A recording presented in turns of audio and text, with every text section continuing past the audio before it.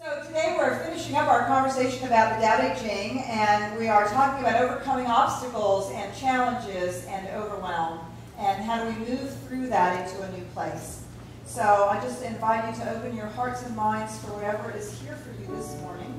We're just allowing Spirit to be present, allowing ourselves to move into that place of love and light. Let us begin there. We have a dance ministry here at the Center for Spiritual Living led by Jackie Murphy. And we have a special treat for you this morning. We're going to have Jackie and Ipalola and Norma come dance for you to a song called There Will Be Glory After This. Praise the Lord, everybody. We got a message to encourage you and let you know that no matter what you're going through, there's still glory and it's coming after this. Clap your hands, come on.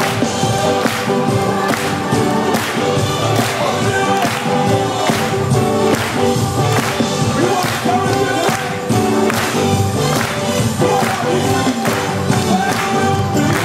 There will be glory after this. Hallelujah. And there will be victory. There will be victory after this. Say God will turn it around. God will turn it around. He will bring it out. There will be glory after this. Clap your hands if you believe it. There will be glory after this. Come on, feel that tonight.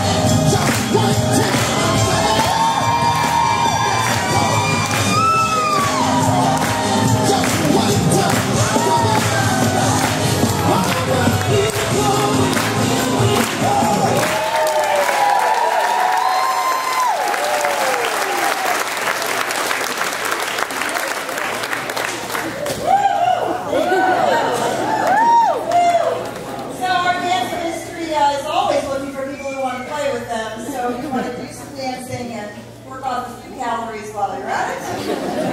Go see Jackie, thank you so much. Phew. There will be glory after this. Isn't that just the truth?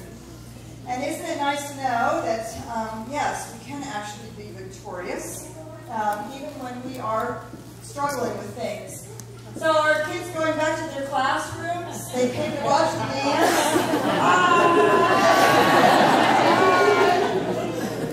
All right. Love it when they can join us for something special. Okay, so that's what we're talking about, overcoming overwhelm, obstacles, and detours.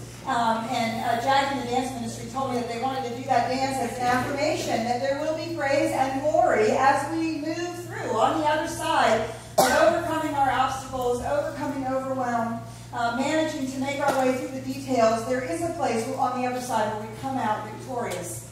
We come out with a greater sense of ourselves and a deeper trust in life and a renewed sense of energy and moving forward. And so we want to talk a little bit about that this morning. What do we do when we find ourselves stuck? Because we can on our journey, as we've been loving the journey all year. There are times when we love our journey, but it doesn't seem to be going anywhere, does it? Sometimes it feels like we're sort of on a little bit of a hamster cage, squirrel cage. We may feel as though we've been beating our head against a brick wall, or we're just plain stuck. And so what do we do? How do we move through that? So that's what we want to explore this morning, so we can get to that place where we can praise and be victorious. Okay, as in all things in the science of mind, it begins in consciousness. Everything begins in consciousness. It always begins there. We do all of our work there. And so we want to take a look from the Science of Mind textbook from Ernest Holmes. I want to read you a little bit from absolutely my favorite chapter in the Science of Mind. If you haven't read it, it's the chapter on mental equivalence. And it is chapter 17. The whole chapter is brilliant. If you want to demonstrate in your life, move ahead, get going on things, this is the chapter to read. So I want to just begin with this. If we know that the power with which we are dealing is principle and not personality, if we know and believe that mind is the only actor, cause, effect, substance, intelligence, truth, and power, if we have a real embodiment, then we can demonstrate. Now, if we lack, if we are poor, if we are without friends, if we are without opportunity, we should be sure to erase from our consciousness any sense of lack. We erase thought from consciousness by pouring in an opposite thought. It rubs out the old just as we rub a chalk mark off a board. And he says this: we must maintain a consistent, positive, aggressive mental attitude in the truth. A consistent, positive, aggressive mental attitude in the truth. Not in our belief or our story or our thought about it's too much. I'm just overwhelmed. It's too much. I just can't do it all. It's too hard. It doesn't work out anyway. Oh my gosh, here I am. I've been so stuck for this long, and it's because of this, it's because of them, it's because of those people, it's because of the job situation, it's because of the housing market, it's because of the economy, it's because. We want to actually have a positive, consistent, aggressive mental attitude in the truth, that the divine presence is what's here, that spirit is enough, that what we need to know and to remember is the reality of our being, and to bring that forward, to stand in that truth. He says if we have a real embodiment, then we can demonstrate. You see, it's more than just a thought, it's not just an affirmation, it's just not an idea, this sounds like a good idea. But it is an embodiment, a felt, lived experience of the reality of the thing, the truth that we are saying. He goes on to say this: the whole teaching of Jesus was based on the theory that we are surrounded by an intelligent law, which does unto each as we believe. That is, it must be measured out to us according to must not only believe, we must know that our belief measures the extent and degree of our blessing. If our belief is limited, only a little can come to us because this is what we believe. We call this the law of mental equivalence. It is done unto us as we believe. How much life can anyone experience? As much as we can embody. So do you see, belief isn't an intellectual idea. It's not a thought that we have. It's not an affirmation that we make. It is an affirmation that we make long enough that it becomes an embodied, lived reality. It becomes the place in which, the thing in which we believe to be true. Now, so often we're stuck because we are believing something else to be true. So, as you all know, I'm going on sabbatical in a month. No, it's a month. I'm going in a month. I'm ready to go in a week. Oh my goodness. And so my contract says I get a sabbatical every 5 years, and I've been here for almost 15 years, and this is the first one I've taken. You might ask, why is that? That would be because I have not, up until now, had a mental equivalent that sabbatical is actually possible. So let me tell you the story. 3 years ago, I decided, by God, I'm going on a sabbatical. It's in my contract, I deserve it, I want it, I need it, and I'm going on a sabbatical. And we had Michael Gott, who was here 2 weeks ago. He was our music director, who was in ministerial training, and we had hoped that he might come on board as our assistant minister, and then I could go on sabbatical. Unfortunately, at the time, we could not offer him a full-time letter of call. And so he really wanted to do ministry full-time, which certainly was being supported. We really supported him in that. So he went off, and he got a lovely work in Reno. He got a full-time letter of call in Reno. Well, there went my sabbatical. Who was going to take everything on? Who was going to do everything while I was gone? How was this going to work out? I really could not imagine it. Pay attention. I could not imagine it. So I gave up my sabbatical and said, well, I guess I'll stay home and we'll see what happens next. So the following year, I decided, by God, it's my turn. I'm going to go on sabbatical. I'm going to have the sabbatical, and I'm going to do this thing. And I started to get ready for it, and I was really starting to pay attention, to try to figure out what I wanted to do. And I thought, maybe I'll only take 2 months, but I'm definitely going to go. And then, as you may recall, 2 years ago, for those of you who were part of that time, Reverend Marcia became quite ill. She was really challenged with her health in a very significant way. And she basically needed a sabbatical of her own.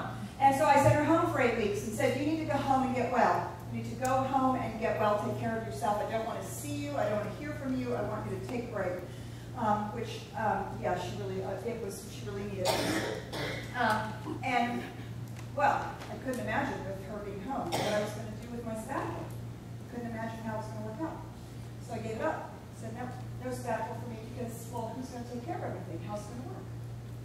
Couldn't imagine how it's going to work. So there went my sabbatical. So last year I thought, it's my turn. I got to have a sabbatical.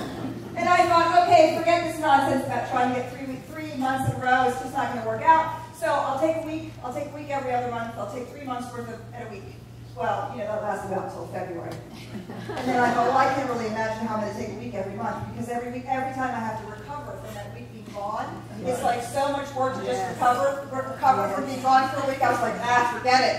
I can't imagine how this is going to work out. I'm not taking the rest of the sabbatical. This isn't really working. Do you see, I had no mental equivalent for how to actually manage it in myself. Not out here. Can you hear the words? I can't imagine how it will work out. You see, I had the intellectual thought, I should go on sabbatical. I had the intellectual idea, well, Spirit supports me. I had the intellectual understanding that we're a vibrant, healthy, growing community and that we can handle that. I had that as an intellectual understanding, but my words spoke the truth. I can't imagine how it will work out. And so, it didn't work out, did it? So that became my obstacle. Do you see? Then my obstacle was, well, Michael left. Well, then my obstacle was, well, Marcia was not well and I couldn't do it. My detour was, well, I'll try to do it 1 week at a time. You see how, because I didn't have a mental equivalent for it, it then became an obstacle for me to overcome. It's actually not really an obstacle in the first place. It was simply a lack of mental equivalent. So when I approached the court counsel this year, I had already quite a conversation with my beloved, and she said, you really need to take a sabbatical, and I really support you in this, and this is how you're going to do it, this is how you can do it, so you're going. I'm like, oh, yes, ma'am, I'm going, okay. And I went to the court counsel, and I said, okay, this year I'm going to take a sabbatical, by God. And they said, okay, and here's how it's going to work. And collectively, we built a mental equivalent about how that was going to happen. Not to say I didn't have my moments of freak out. And so rather than saying, I can't imagine how this is going to work, I simply partnered with the court counsel and said, well, this is how it's going to work out. It's going to work out. Partnered with the staff. Somehow this is going to work out. I don't actually really know, but it doesn't matter. It's not my business. Spirit knows how it's going to work out. And then what happened is in these last 2 Sundays, we had 2 amazing Sundays. One, we had a guest speaker, Michael Gott came, did a Sunday service and a workshop afterwards. And then last week, we had fabulous, fabulous men who did this amazing, I heard about it all week, this amazing Father's Day program on last Sunday. And numerous emails were sent around by numerous groups of people who all independently of each other went, oh my God. Look at how it will be when Petra's on her sabbatical. Yeah. That is my mental equivalent these last 2 Sundays. Rather than, oh my God, how are we going to do it with Petra on her sabbatical? Well, I guess we'll hold it together somehow. We'll make it through. You see, that's a limiting mental equivalent. We're going to make it through, hold it together somehow. All of a sudden, there was this possibility, this new mental equivalent. Why can't it be great? Wow, she's gone. We have these amazing speakers, we have this amazing court counsel and staff and practitioners and people who are involved and all of our volunteers who are doing so many amazing things. Why should it be any less than amazing? Yeah. Yes. And yes, thank you.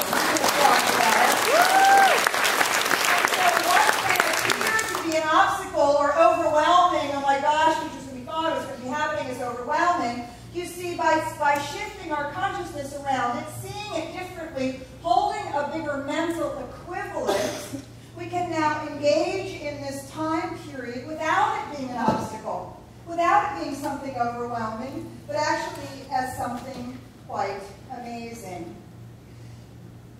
So, here's what happens. We ask ourselves, what is our mental equivalent about this thing? Well, it's just too much, I can't handle it. It's too much, I can't do it all. Well, it's just too over, I don't know how I'm going to live without them. Or, I can't believe I lost my job. I just don't know what I'm going to do. I can't imagine getting a job now because of X, Y, and Z. Do you see, we have to begin to explore our mental equivalent. We hear our mental equivalent in the way which we speak about something. I can't imagine how it's going to work out. That phrase was more true than any affirmation I was saying. Do you see? So we listen to how we describe these obstacles and these detours that we're on. Listen to how we describe them, and we will see the limit of our mental equivalent. And then what we do is we ask ourselves, this comes directly from Byron Katie. We've been using 1,000 Names for Joy as our companion book with the Tao Te Ching this month. Byron Katie does this thing called, she calls it the work. And one of the things you ask yourself is it true? Is it true, this story that you're telling yourself, this thing, that way that you are describing it, is it true? Is it true that I don't know how things are going to work out? I can't imagine how things are going to work out? No, this is not true. Of course I can imagine how things will work out. All I have to do is spend some time imagining it. I don't know who's going to take care of things. Well, I may not know, but Spirit knows. Is it true? Is it really as significant, important, hard, desperate, overwhelming as we say? Or is it that way because that's the story that we're telling about it? After we ask ourselves, is it true? Then we can ask ourselves, who would you be if you didn't have that thought? Who would I be if I didn't have the thought, I can't imagine how it's going to work out for me, as for me to be a minister going on sabbatical, who would I be? I would be a minister going on sabbatical. That's who I would be. And that's who I am now. Who would you be without that thought? Who would you be without that thought? I'm totally overwhelmed and I don't know how to deal with it all. You'd be free, wouldn't you? Who would you be without that thought? I can't live without them. You'd be strong and independent in yourself. Who would you be without that thought? I don't know how to overcome this particular obstacle. Well, you would be someone who is moving through life, moving through things, changing, growing, exploring, discovering. That's who we would be. You see, the mental equivalent, the story that we tell, is what keeps us locked and limited. The moment that we can begin to see it differently, we can begin to open that mental equivalent up. And what's the biggest mental equivalent we can have? Spirit is present. I may not know how to do this, but Spirit does. I may not know how to live through this, but Spirit does. I may not know how to make this all work, but Spirit does. Remember that we talked about that a few weeks ago, that unlimited, infinite reality that we have that is constantly behind us, moving through us into life. That unlimited source that we are sourced from. It's more than enough. It's more than enough in any obstacle that we have to face. It's more than enough for anything that we have to overcome. It has the wisdom and intelligence to guide us through any apparent detour. It knows, as us, what to do. And so, as we move through this, as we begin to find our new mental equivalent, or we can build our new mental equivalent by beginning to speak this truth of who we would be if we didn't have this thought. And remember, it's not an affirmation. An affirmation is a great place to start. That's the place where we begin. It's not, but it is the moving of that affirmation till it becomes an embodied, felt, lived experience. Embodied in our bodies, in our being. It becomes something that we believe to be true. And it is the things that we believe to be true that we operate on.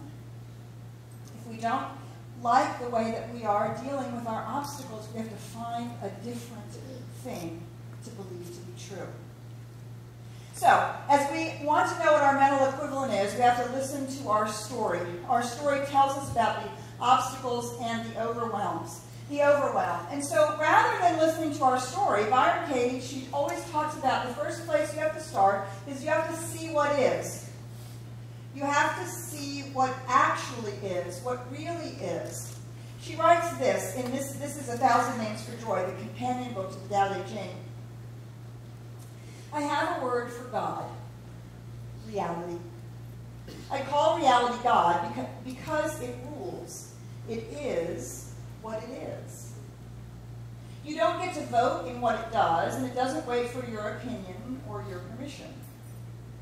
You can know that reality is good, just as it is, because when you argue with it, you experience anxiety and frustration. Yeah. Any thought that causes stress is an argument with reality. Yeah. Should we read that again? Yes. Yes. Any thought that causes stress is an argument with reality. All such thoughts are variations on a theme. Things should be different than they are. I want, I need, he should or she shouldn't. It always hurts when you argue with what is. So the very first thing is, it's what is what is. This is my job. This is how much work I have to do. This is who helps me. This is the relationship I'm in. This says, oh, my 20-year-old son is coming to live with me for a year. Much story possible around that. It is what it is. 20-year-old young man, my son, is moving in with us. That's it. That's it. Anything beyond that, do you see, is a story about it. It is what it is. Now, what we do then is change the story around it. We change the story around what is. Oh, this is overwhelming. We change it to the story. Well, Spirit knows how to do this. Spirit is enough. My 20-year-old is moving in with me. We change the story. He's not a teenager anymore, thank God. Right? So we change the story around it. That's what begins to grow our mental equivalent. We start with what is, and we begin to speak about it differently. We speak about it differently, and we find a way to live into it differently. You see, a mental equivalent is an embodied place from which we operate. Affirmations are a great place to start. I don't know how to do this. Spirit knows how to do this. I'm not sure what to do next, but Spirit knows what to do. I don't know how this is going to all turn out, but Spirit knows. You see, we start out with affirmations. But to change our mental equivalent, these things have to become the lived reality from which we operate. Which means that when we are confronted with an obstacle, we don't, at the first, throw up our hands and go, oh my God, I don't know what to do, and have a big panic and hysterics. Okay, well, maybe we do that, but we do it for a very short period of time. We have a very small freak out. Instead of having days and weeks and months of a freak out, right, we have a very small freak out, and then we remember the truth that we know. Not just words, but the truth that we know. Oh, wait, I know how to do this. This is what is. This is what's going on. How do I choose to move through it? How do I choose to see it? How do I choose to frame it? How do I choose to embrace it? All of that begins to open up the possibility, and it opens up the mental equivalent. It opens us up to bringing Spirit into our lives, to bringing a larger, deeper, richer, wider way of experiencing it, rather than the narrow viewpoint. So we change the story. Oh, and you know my favorite story? One of my favorite stories is that I hear people say, it's that they pretend to be confused.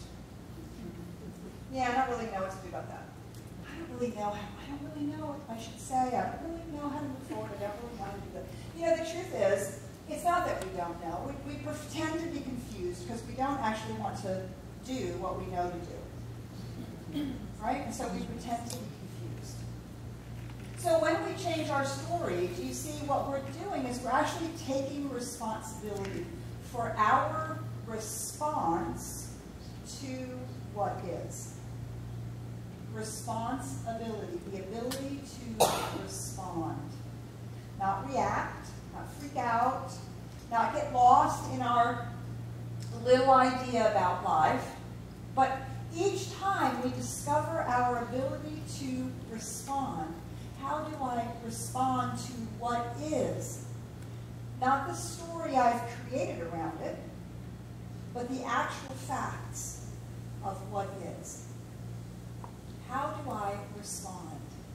And by allowing ourselves to ask that question, do you see we have just that moment, just that little gap that reminds us, oh wait, let me step back into my spiritual truth. Let me step back into my spiritual reality. That's how I want to respond. That's who I want to be. That's how I want to operate in life.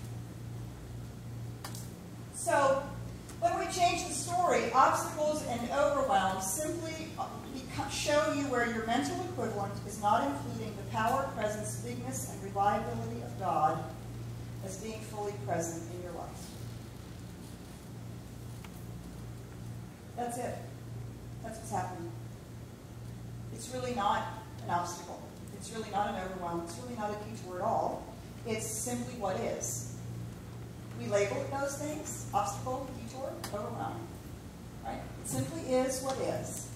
And when we have a freak out about it, or when we are unable to respond in the way that we would like to respond, what it is showing us is where our mental equivalent is not including God. Because in Spirit, all things are possible. In Spirit, there's enough that we will ever need. In Spirit, there's all the clarity and the wisdom and the strength, everything that we need to move through whatever is in front of us. So we can actually be grateful for the obstacles, for the moment of overwhelm, for the sense of being stuck or uncertainty. Because right there, the gift is, oh my gosh, right here is where I've left God out of the equation. Do you see?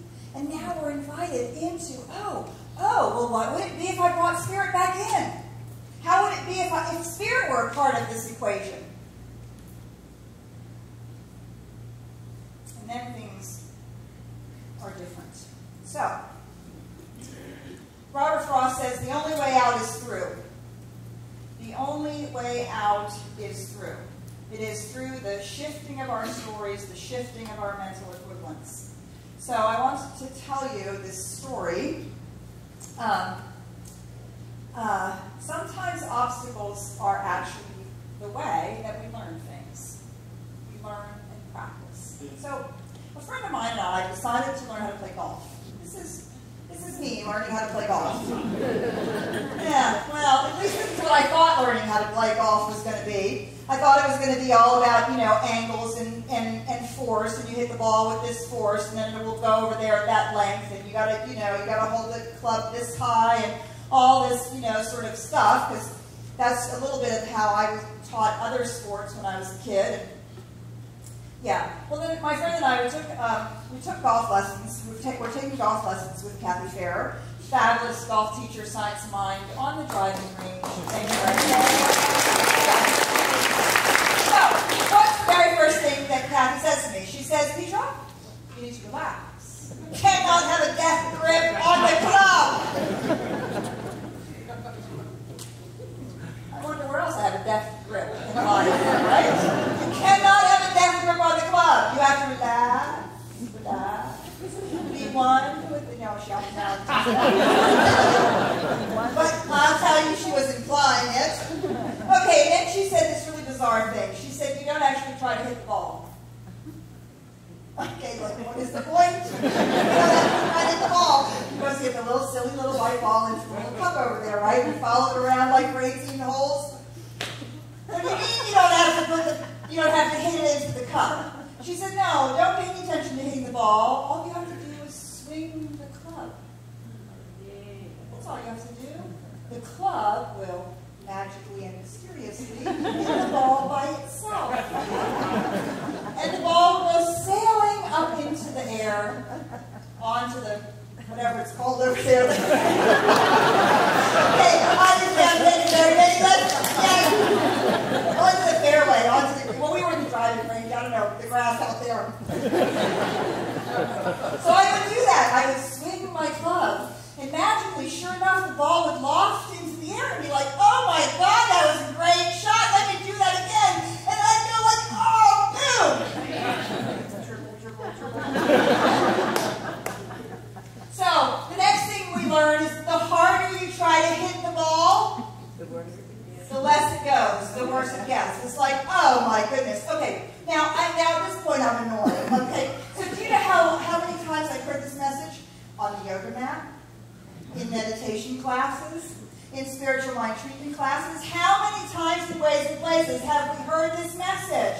Trying harder does not work. Gripping more on it does not work. Trying to hit it with all that you've got does not work. It's like a Zen koan.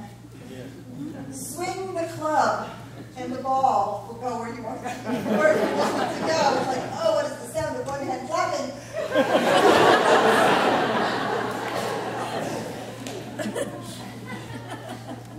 Don't try to make it happen. Don't try to force it. Just practice. Oh, and then she said, then she holds the golf club like this, and you hold the golf club, and she said, that's how hard you have to hit it. It just swings there like a pendulum. That's it. That's how hard you have to hit it. And then you play like you're like a pendulum, and then you just like swing. That's all. That's it. And then the ball goes, and it goes. And actually, I just want to say that what were we doing? We were pitching. I know that word. We were pitching, and I got a hole in one. I wasn't trying to hit the ball. I was just trying to swing the club. Oh man, I felt like I was in foundations class.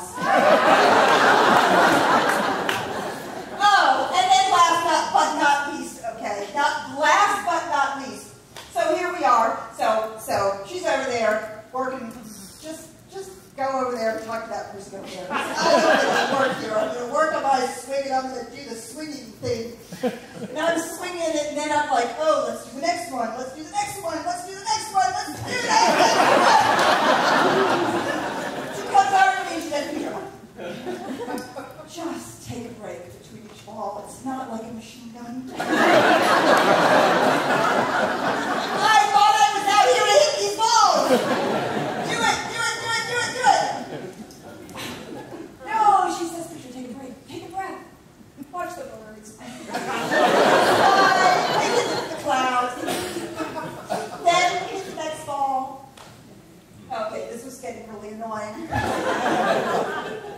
How many times do we do that, right? I just work harder, push harder, work on it more and more and more and more and more and more. Yeah, and my balls are like different. Yes, okay, they're not going very far. In the Tao Te Ching, this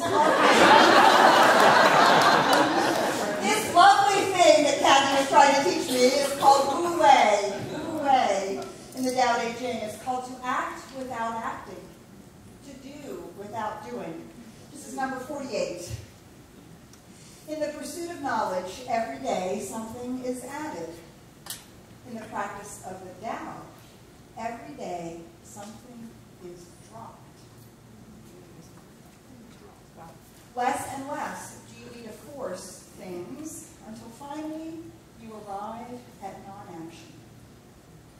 You swing the club so that the ball will go over there. You don't try to hit it. When nothing is done, then nothing is left undone. True mastery can be gained by letting things go their own way. It can't be gained by interfering. You see, our story is constantly interfering with what is. Our story around it is constantly interfering with what is. If we will just let it be what it is and engage with it with an open heart and an open mind, with a relaxed stance, soft belly, soft eyes, keep our shoulders down. This, do you see, you could be dancing, you could be learning how to play golf, you could be meditating, you could be dealing with your child, you could be making a presentation at work. It's always the same.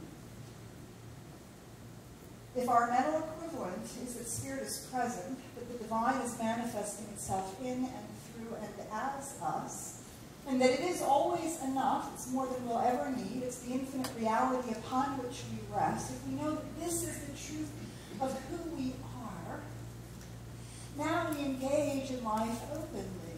And now our obstacles are not things that we have to overcome. They're not things around which we tell stories, and they aren't actually even things that are places where we're stuck.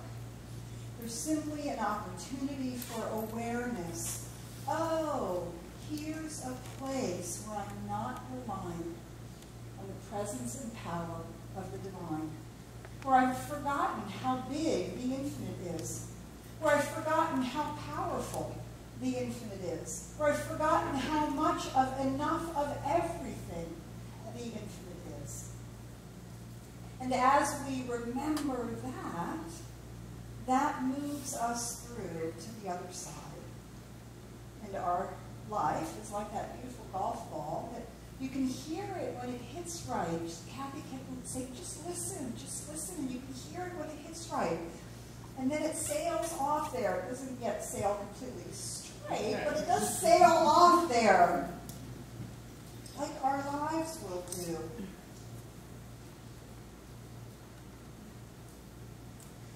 Now,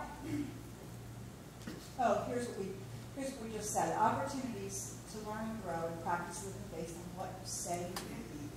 That's what an obstacle is. That's how an obstacle becomes the way of our spiritual growth. It becomes the way of our spiritual enlightenment. It's not something to keep us stuck or fight with. It simply is a place where we can learn and grow and practice living based on what we say we're going to do. That's all. That's all it is. Now, sometimes this can be challenging. Sometimes we can forget. And so it's really important to find ways to ask for help and support. We do not have to do this alone. it's easy to forget. We can become, I don't know, we get a little amnesia. We fall back into our human, worldly wisdom, and we forget the spiritual truths that we've been learning. And so, get a prayer partner. I have 3 prayer partners. This does not mean my life is not working. I have 3 prayer partners, which means my life is working fabulously. I get to pray for them, they get to pray for me on it every week. I meet with 3 different people, and we do prayer work. And it is astonishing as we move through things. And we can pray for things for weeks on end, and then we'll stop praying for it, and then all of a sudden, you know, a month or 2 or 3 down the road, it's like, wow, look at how different it is. Ask for help. You do not have to do this alone. I have a prayer sangha that I've been meeting with. Get a group of people together. Meet monthly. Get a group of people together and pray together. Decide to get together every month. We have a meal. We find out what's going on in each other's lives. It's really important that's going on. This is not about giving advice or fixing or changing anything. We check in with each other, and then we pray for each other. It's the most powerful support you can have, is to have prayer partners and to have a prayer sangha. And of course, be part of a spiritual community. That's what we do here. We do here. Don't stay away when you feel as though you're facing an obstacle or a challenge. Don't stay away. That's the very time that we need to be here. It's the very time. Ernest Holmes says in the same chapter, the mental equivalent, it is in the midst of adversity that we are invited to prove these principles. It is in the midst of adversity that we are invited to prove these principles. When it looks like we're having an obstacle or a challenge or an overwhelm or something isn't working. And so, find a prayer partner. Get into a sangha. Be part of the spiritual community. Keep coming. Keep inviting that into your life. If you don't have a prayer partner or aren't part of a sangha Wednesday night, come Wednesday night to the Wednesday night series. They've been working on that. Susan Pankey and Tracy Brown have been working on that. And this last week, they're going to be teaching you about being in a sangha and learning how to do that and how to pray together. There's something so powerful about it. Now, just to tell you how powerful it is, our sangha group, we have this new thing we've made up, and we use it a lot. It's called TSRW. Some of you have heard me talk about it. TSRW. You know what TSRW means? No. This shit really works.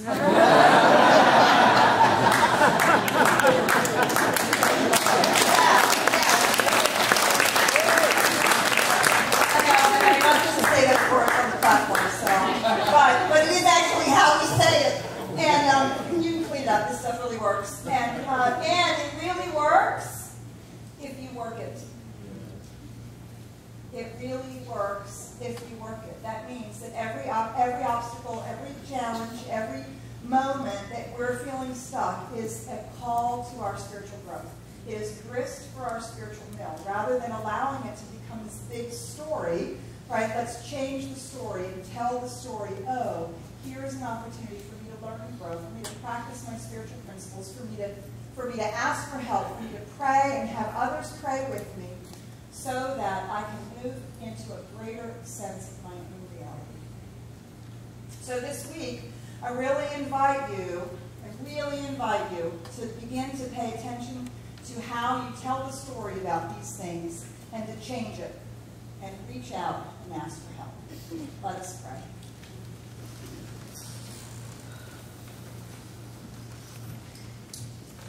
Just breathing in the truth of all of this, recognizing that there is one power, one presence, one life, one infinite reality, one love, one joy, one strength and power and presence. And each one of us, we're part of that. All beings everywhere, all life sourced from this same reality. It's all we'll ever need to know. So this morning, as we feel and know and sense the presence, as we affirm the principles and understand and practice them in our own lives, we declare that we move easily and effortlessly. We move easily and effortlessly through anything, any place where we appear to be stuck, any seeming obstacle, any apparent overwhelm, anything on the horizon. spirit, and we know that in God all things are possible. That in spirit there is enough. That the infinite reality lifts us and we ride off in it to our greater yet to be. We release anything, any story, any idea, anything that keeps us small and limited and in a sense of lack or limitation. We simply let those things go because we know the truth. The truth that God is present. The truth that life is unfolding. The truth that the principles and practices of spiritual living are right here, right now at our fingertips. And we use them every day. We are blessed by this truth. We are blessed by these practices. And we become a blessing wherever we go. In any place that we operate, any place where we work, any place where we love, the blessing ripples out in all directions. We know it is good. We are so grateful. We let it be. So it is. So it is.